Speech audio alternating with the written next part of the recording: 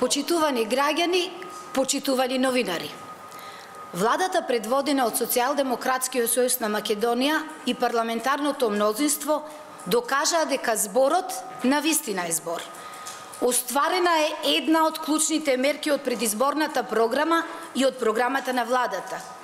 Усвоен е законот за минимална плата и таа од октомври ќе изнесува 12.000 денари.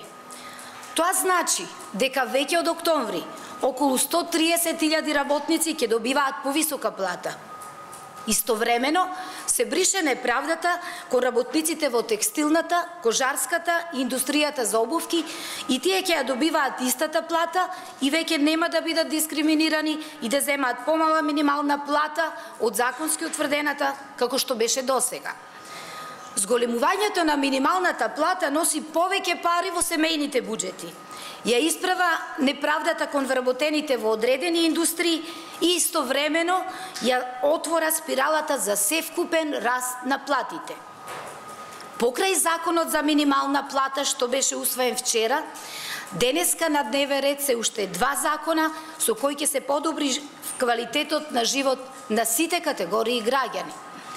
Очекуваме денеска да биде усвоен и популарно наречениот закон за стечајци, со кој околу 3000 стечени работници ќе добиваат месечен надомест од 7596 денари, како измените во законот за аудио и аудиовизуелни услуги, со кој ќе се укине радиодифузната такса. Ги повикуваме пратениците од сите политички партии да дадат поддршка за овие закони, кои го подобруваат животот и носат повеќе пари назад кај граѓаните. Да покажеме дека можеме да работиме заедно во интерес на граѓаните. Благодарам. Повелете прашања. Повелете.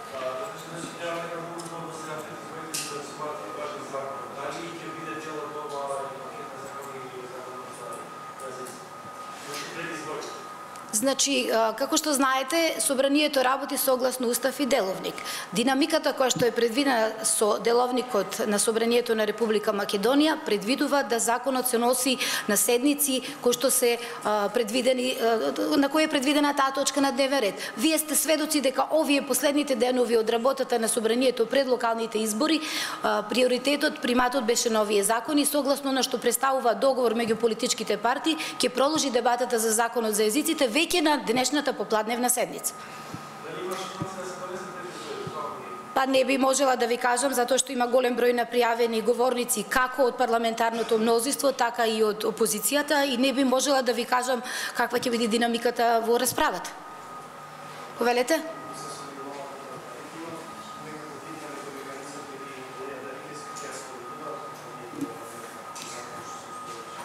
Така, значи,